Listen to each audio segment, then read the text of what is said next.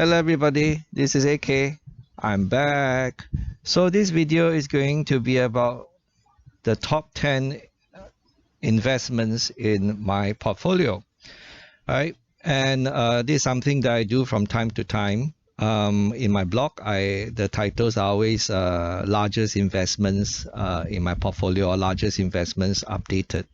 So I published a blog last night titled Largest Investments Updated mid-2024, and I shared this in the community tab of my YouTube channel as well. So if you follow my community YouTube community, you would know this already, right? For those of you who like to eavesdrop on me talking to myself, well, here is the companion video. So the last time I talked about something like this was in January 2023, so it has been 1.5 years, and I've been very lazy. Okay, I admit it, right? That's nothing new. Okay, so what are the top 10 investments in my portfolio? Right, in the first bracket of $500,000 or more in investment value, in market value, would be my CPF and OCBC.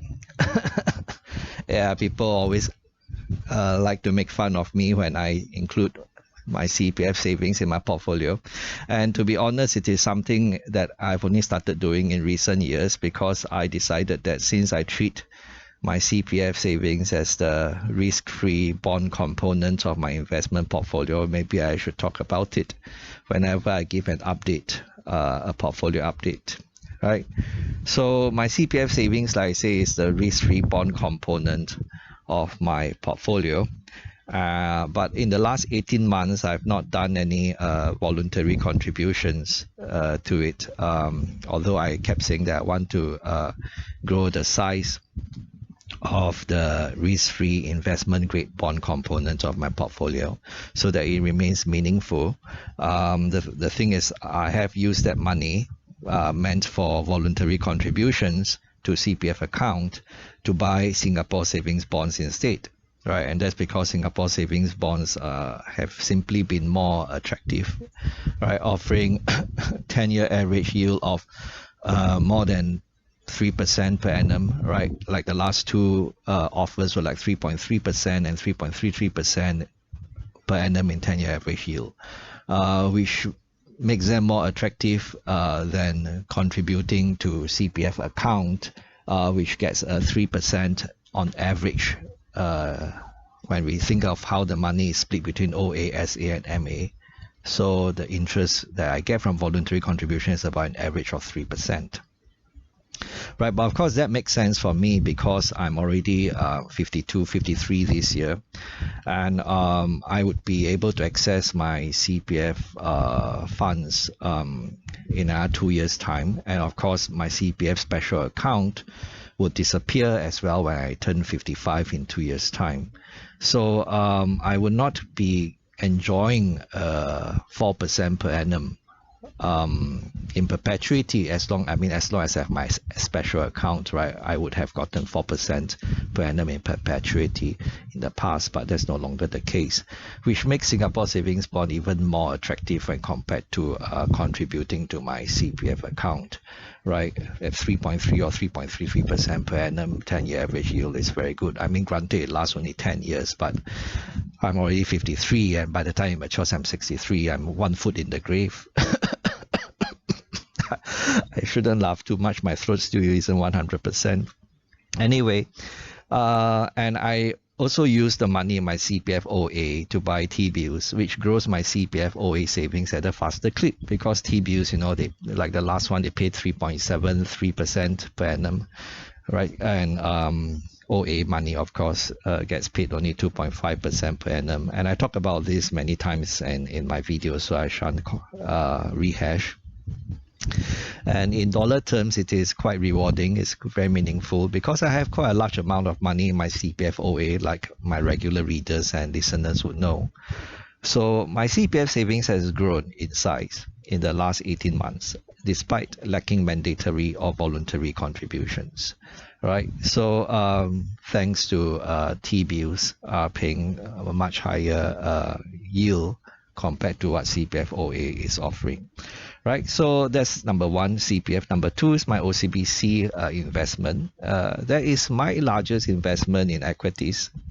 And since the last update 18 months ago, I have added to my position in OCBC in the middle of 2023 at about 12.30, slightly below 12.30 per share.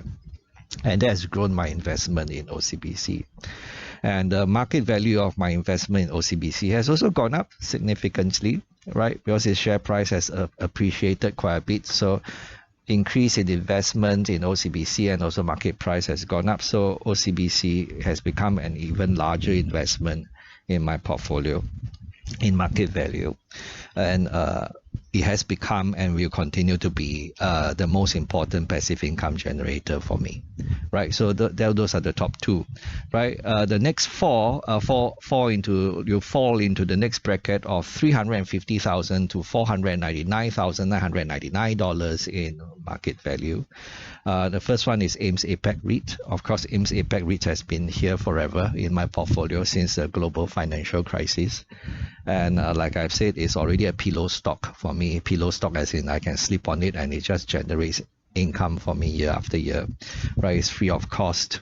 I've recovered all my capital and I'm just getting free money from it. And it's still chugging along fine, right? But like I say, there is, in a recent video, there is perpetual bonds which are up for repricing in 2025 next year. So keep an eye on that. If it's not redeemed, then it'll be repriced at a higher price, higher coupon, which would mean greater financing costs for the REIT. But if the REIT is able to generate more income, then it's not that much of an issue, right? And then we have DBS and UOB, right, as the next two constituents in this bracket. DBS and UOB have both moved upwards from a lower bracket to join APAC REIT. That's really because of the spectacular increase in the share prices of DBS and UOB, right? And that resulted in their promotion in my portfolio. But there's also the fact that I added to my investment in UOB in the middle of 2023. It was about $27.90 per share. It was under $28 per share. I added to my investment in UOB middle of 2023. I also added to my investment in DBS in November of 2023 at about $31.80 per share, right? So all these regular listeners and readers would know.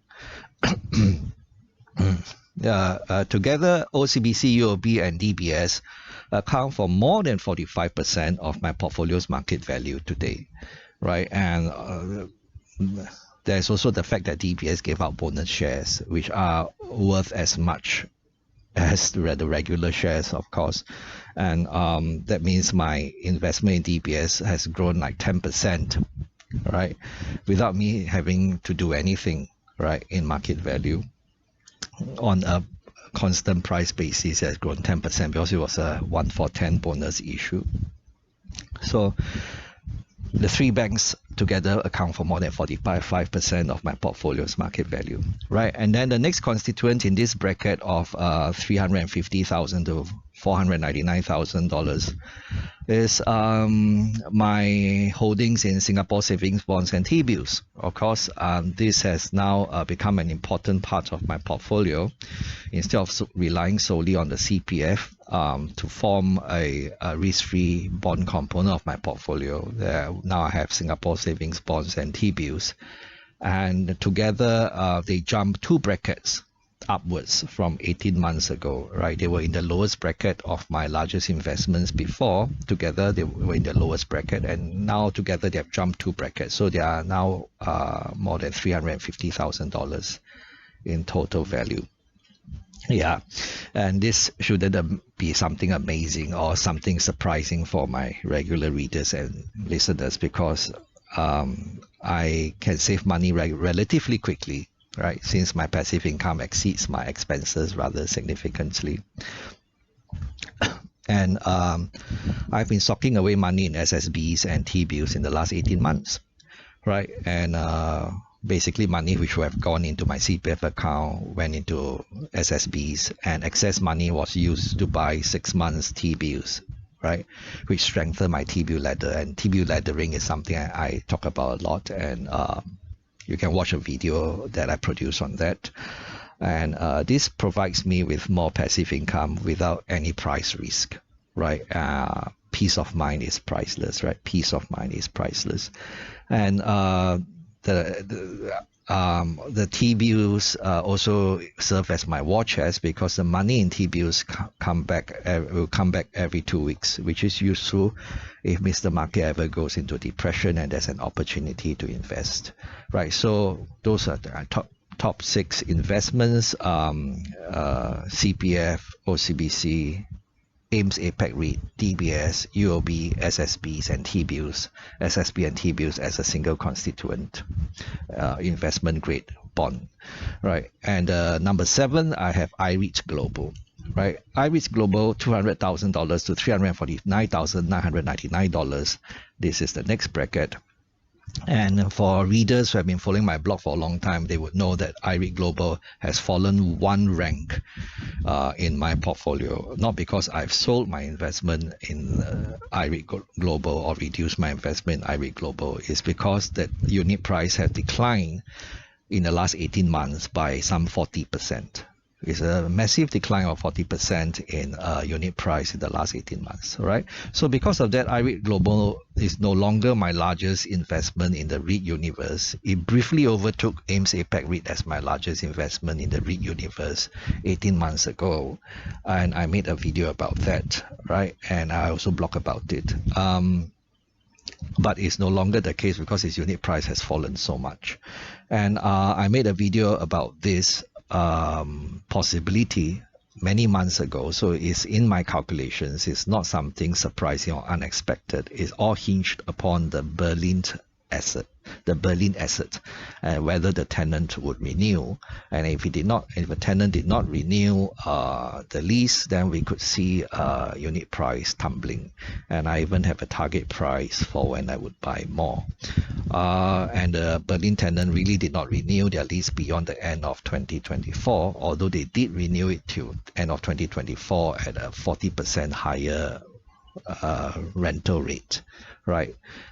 So people are wondering, what am I doing? Well, I'm still holding on to the investment, and I will be adding to my investment, like I shared in that video so many months ago, right? If it falls to my price target. And I'll leave a link to that video in the description box below. Right, the Berlin property is undervalued. Right, IREIT Global is undervalued, and the Berlin asset is a very valuable asset. And the plan for IREIT Global going forward now is to update that property, reposition it, and it will become an even more valuable property once that is done. Right, so while Mr. Market is feeling pessimistic, very pessimistic about IREIT Global, is an opportunity for me to buy more, to own valuable assets at a huge discount, right? And I said in my blog that I'm getting a bit of that size and REIT vibe. And if you know what I'm talking about, then you must have been following my blog for a long time, right? Older viewers and readers of my blog would know what I'm talking about, size and REIT, right? Buy when Mr. Market is feeling very pessimistic about assets which have which are very valuable, and there's nothing wrong with the assets, and REIT has a very strong balance sheet, right? Still, like I say, same but different. Do not throw caution to the wind, which means don't be 100% or overly invested in any single asset, and that applies to IREIT Global as well. So imagine if I were 100% invested in IREIT Global and the price has tumbled 40%. No matter how optimistic I feel about the investment, I'm sure I would feel something emotionally. Right, so that's something we want to avoid. Like I've said, peace of mind is priceless. Invest within our own, comfort zone. Don't over invest, and definitely don't borrow money to invest. To throw even more money into a certain investment, don't borrow money. Right, that's a bad idea. To do that, if we have size our position appropriately, then a decline of such a magnitude in our portfolio, which should be suitably diversified, would not be too impactful negatively in any way.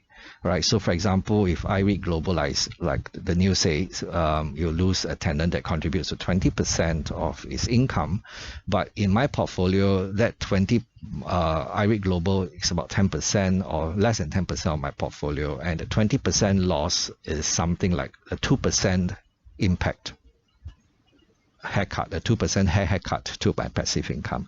So you see what I mean. Anyway, before I ramble on, just take note of that. The last three constituents of my 10 largest investments would be in the lowest bracket, which is $100,000 to $199,999 in market value. Wilmar International, ComfortDelGro, Frasers Logistics Trust. Right, membership in this lowest bracket of my largest investments has changed. Right, Wilmar dropped one rank from 18 months ago because his share price declined significantly.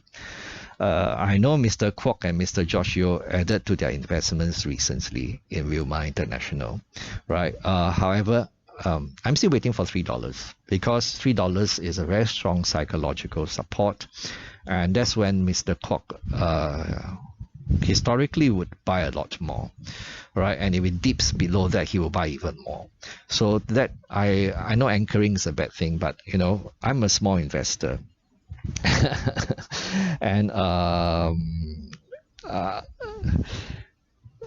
to buy with a larger margin of safety for a person of limited means like myself, I think it's not a bad idea, right? Because conglomerate, Wilmar International is a conglomerate, and like Berkshire is a conglomerate. So they always suffer from a conglomerate discount. So it's very normal for them to trade at a discount to book value, for example, right? So if you look at the sum of parts, Wilmar International is actually very, very undervalued, but because of the conglomerate discount, is quite normal, right?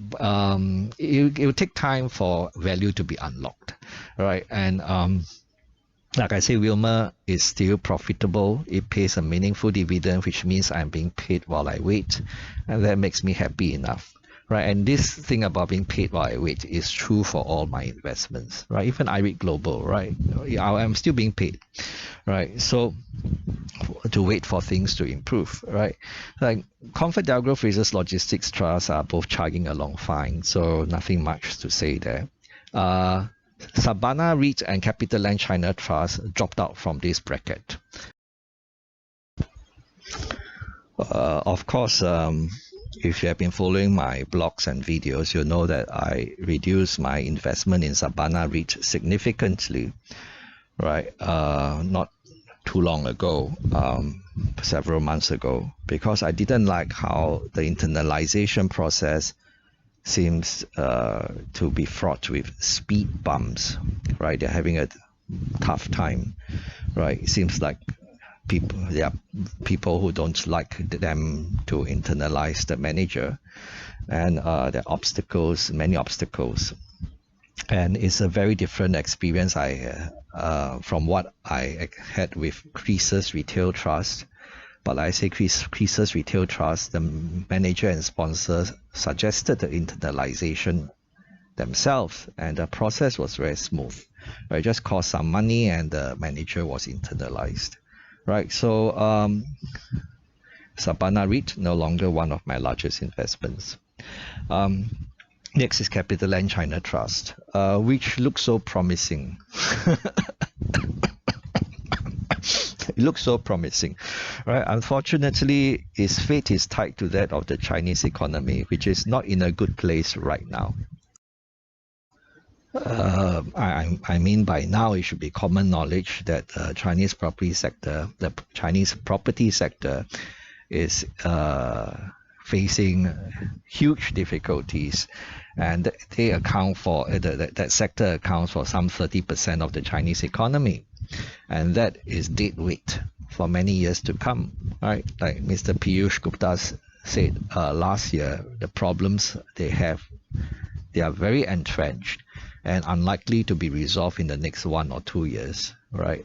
He said maybe 4 or 5 years, and some people tell you that's pretty optimistic, right? So CapitaLand China Trust no longer one of my largest investments as it dropped out from the lowest bracket, right? So this is the update, and although there are a couple of investments which are underperforming, right? It's very obvious, IREIT Global and CapitaLand China Trust, for example, underperforming. Overall, my portfolio is still doing very well, right? And I still expect it to generate meaningful passive income for me.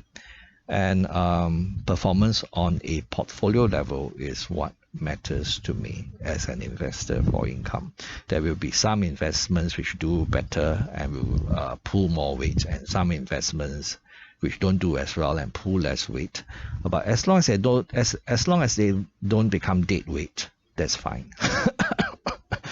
Right? So of course, all of us have different beliefs, and we should all do what we feel is right for us, right? If AK can talk to himself, so can you. Bye bye.